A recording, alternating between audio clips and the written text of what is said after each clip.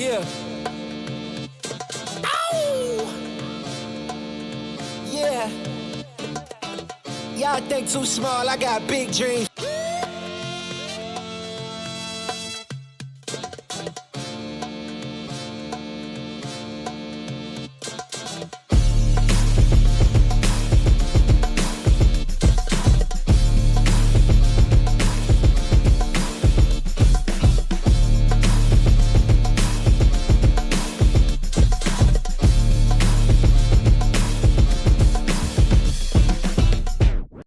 Savion Riley was born on January 16, 2004. His hometown is listed as Acworth, Georgia, which is a city in Cobb County that is part of the Atlanta metropolitan area. It has a population of approximately 22,440. For his first 3 years of high school, he attended Lassiter in Marietta, Georgia, and Kell, located in unincorporated Cobb County, just northwest of Atlanta. For his senior year, he played football at Kennesaw Mountain High School, which is a magnet school specializing in science and mathematics. He was a two-way player for head coach Caleb Carmine.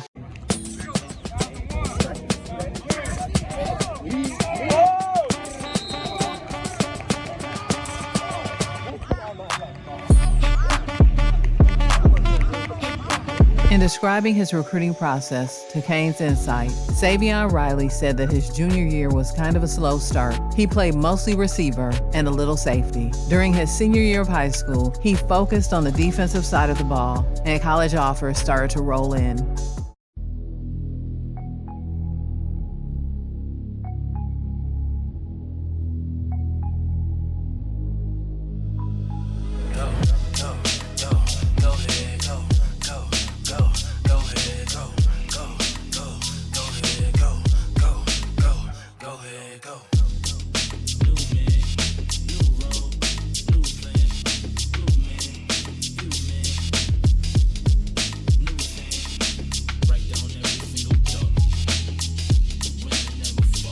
He received 16 scholarship offers from Youngstown State, Navy, Eastern Kentucky, UConn, Harvard, Yale, Miami University, Duke, Maryland, Liberty, Tulane, Georgia State, Memphis, Wake Forest, Air Force, and Vanderbilt.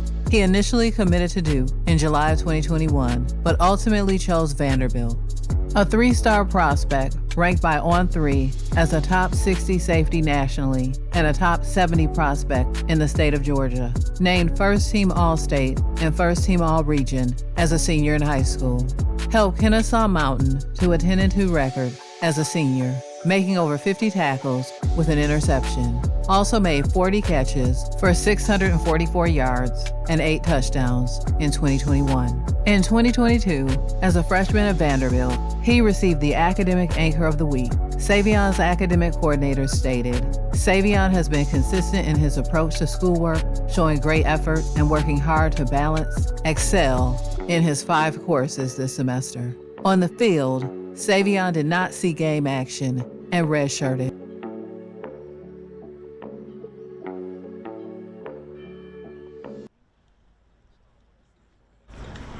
How do you think the secondary is coming along? I think we're coming along well. We've just been focusing, going to the meetings with Coach Howell, putting in extra work. Our main focus was tackling this year, so we really just been working on that, pushes, and that's been our main. We've been working on just tackling, and I feel like we've been coming along pretty well. What's different about this spring in terms of learning the defense compared to, say, last year? Compared to last year, it was a new defense, so basically we were, moving around, trying to figure out where to align. But I feel like more this year we're coming along. Got the alignments. It's just basically just working on fixing tactical. It seems like there's fewer guys out of place when we watch it, that we don't know your assignments, we don't know what you guys talk about in film review. Is that the kind of feedback that you guys get from your coaches? Yeah, that is for the most part. It feels like Coach Lee, we'll hear him out here, and he mentions the bowl game goal a lot. Is there an uptick of that in terms of, a specific goal of you guys getting to there? 100%. That's definitely a goal, but we're really trying to get the championship. That's the main goal for sure. But bowl game would be nice too. As a sophomore during the 2023 season, he was on the SEC Fall Academic Honor Roll. He played in 8 games with 2 starts as a redshirt freshman. In his 8 2023 appearances, Savion Riley produced 48 total tackles while grading out at 65.9 or better against Hawaii, Florida, Missouri, and Tennessee, according to PFF. He also had 4 games with tackling grades of 74.3 or more. He spent the majority of 2023 in a free safety role, taking 214 of his 343 total snaps at the position, while also spending time as a box player, 48 snaps, slot defender, 74 snaps, and cornerback, 6 snaps. He made 12 tackles at Florida, a career best, recorded 9 tackles, 7 solo at Wake Forest, recorded 8 total tackles, 5 solo in the win over Hawaii.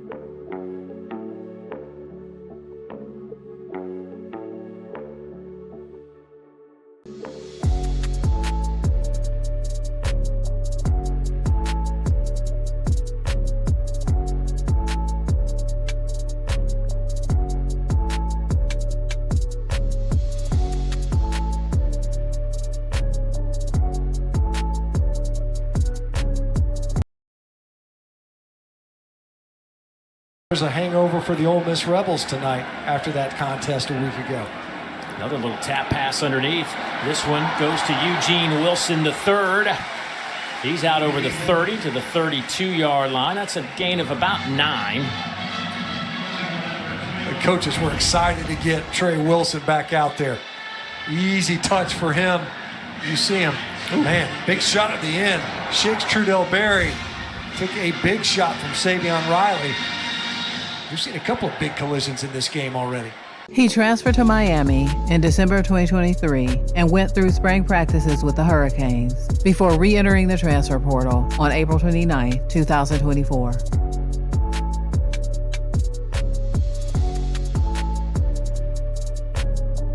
Miami lands a transfer safety defensive back in Savion Riley, 6'2", 202 pounds, played at Vanderbilt, so we had to bring on Robbie Weinstein coming on back again from Vandy 247. We did this last year with Jadis Richard. They're in the same recruiting class. We'll talk about those two in a little bit, but just, he played 1 season this past year, 48 tackles, and, redshirt of the year before. Just maybe your overall thoughts on him as a player. We'll kind of get into it a little bit. Maybe some things that stand out about him, but just kind of your overall thoughts on the type of player he is. Yeah, I think Savion Riley is a nice pickup for Miami. He did not play as a true freshman, so it wasn't the situation where he played 4 games in redshirt, or if he did play, it would have been like 1 or 2 games on special teams, very minimal. But he came into the season, his redshirt freshman season, kind of as a guy who, the coaching staff was saying had done some good things in the offseason, and maybe he was going to be in a position to actually play. And he really started popping a lot more in practice. I think in general, he had a pretty good season. Like PFF grades, if you're into that, rated him as about average. And that's, playing against SEC competition with probably not great coaching. I think Vanderbilt had the worst defensive coordinator FBS probably this season. And so he did pretty well for himself. He's an interesting player in that he's more of like a true DB than probably a guy who's going to come into the box and hit people. But I think he can play a lot of different spots. And if I'm Miami, what I'm really excited about is depending on how the two-time transfer stuff shakes out, it's possible that you've got him locked down for 3 years. So, I mean, he's a solid player, and I'd like the pickup for Miami. Yeah, and one of the things that kind of stands out to me, if you could talk about this a little bit, not a highly regarded guy coming out of high school there in Georgia, played for Kennesaw Mountain, good team there that won games there, but 3-star recruit, not even in the rank in the top 1,000, and according to 24/7 Sports, their composite rankings. And one of the things that stands out to me, maybe you could talk about this, is he was listed at that time 6'2", 190, and when you see him, I mean, again, as I mentioned, he's listed at 202. Maybe the size improvement that you've seen just since his arrival there, and kind of where he's at now, and certainly he's developed from that prospect to be able to play 8 games, the 2 starts this past year, but maybe physically, what do you see that's different since he arrived there? Yeah, I think you can notice that he had been in the weight room when he was a true freshman. I remember watching, Vandy lets us into all the practices, and I remember he just didn't really stand out as a true freshman. It's not like he was making a ton of mistakes, but he just was not having an impact really. And I think once he put on that weight, maybe if you were playing corner, that wouldn't be as necessary. But at safety, I started to notice him making more plays on the ball. He wasn't getting muscled off the ball in the air as much.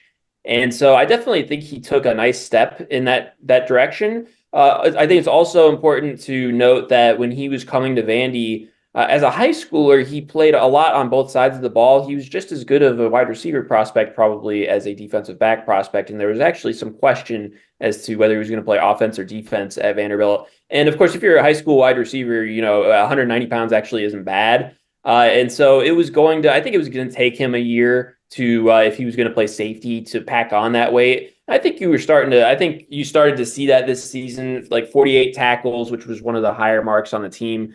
And he didn't even get to play in all 12 games because he had an injury. So, yeah, I definitely think the time in the weight room started to unlock him a little bit.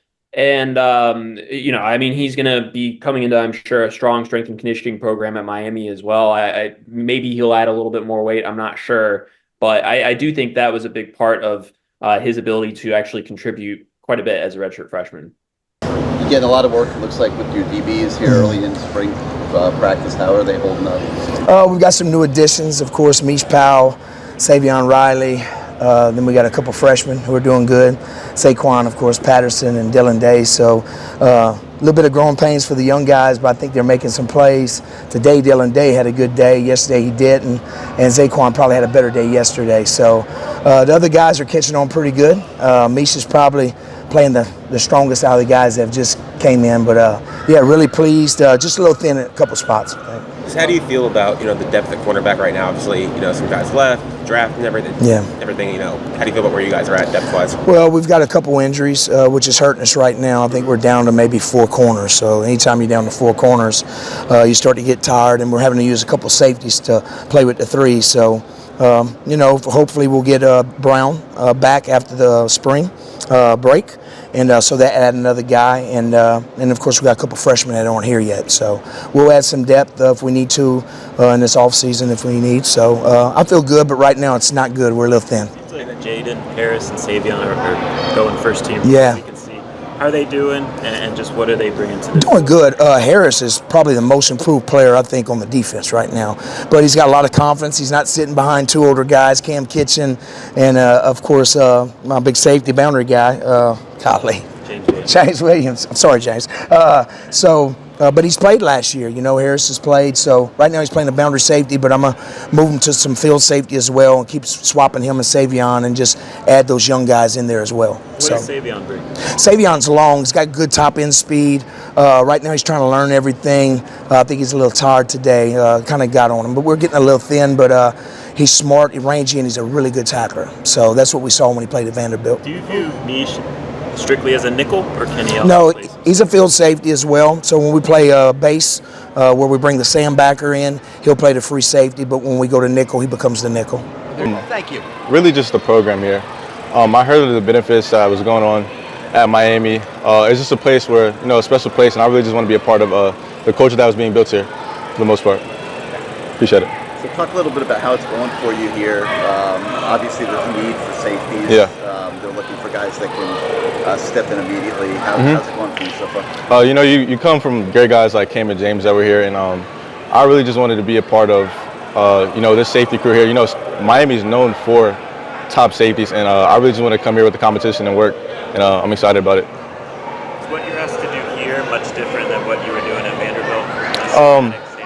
There's benefits at both places for the most part. I feel like it was, good stuff at Vandy, but here, I feel like I'm developed really well. Coach G, I get praise to Coach G and Coach Cristobal, and I'm really loving what they're building. So. What does Coach G want from his safeties? He wants a dominant, aggressive group of safeties, and he has really high expectations for the guys in the back end. So, we're just working right now in the spring, and we're just focused. For you, Savion, having your defensive coordinator work primarily with the safeties, how important and beneficial is that for you to understand the defense? I love that. He's hands-on. So, I'm always around Coach G, and just being hands-on with him it's even better that your coach is the defensive coordinator, and I'm locked in with them. So. Personality-wise, how's Coach G? He's funny. He's a funny guy. He's funny, but he's the right type of serious. He can joke with you, but also know when it's time to be serious, and I love that about him.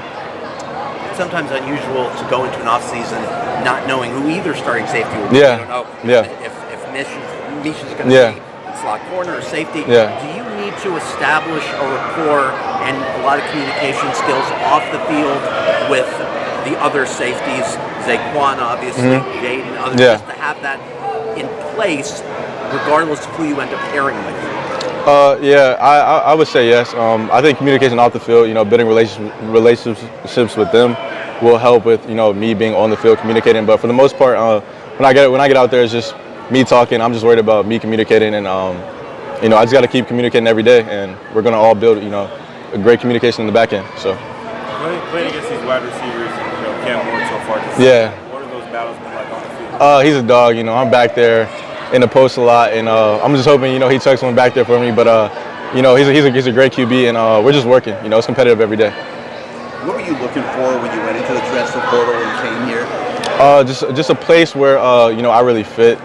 A place where my coach can really help me get to where I want to go, and just a team that's full of dogs back there that just want to win, succeed for the most part. With that being said, how do you feel like you fit in with the defense, and how are you able to help this team win this season? I feel like I fit in really good with the system. For the most part, I feel like I'm aggressive, rangy, I'm lengthy, and I can really help back there with balls coming back there, and tackling as well. What school was your other finalist besides Miami that you considered options in the portal?